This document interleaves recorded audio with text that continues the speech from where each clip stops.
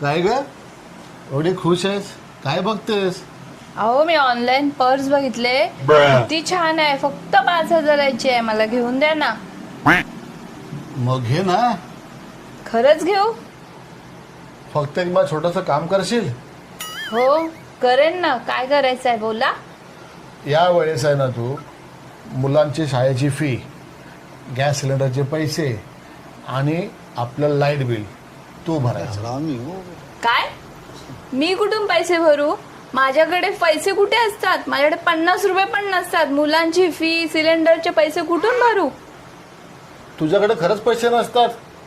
नाही, माझ्याकडे पैसेच नसतात. मग तुला पर्स काय करायची आहे? जाऊ दे पर्स, ती असू दे.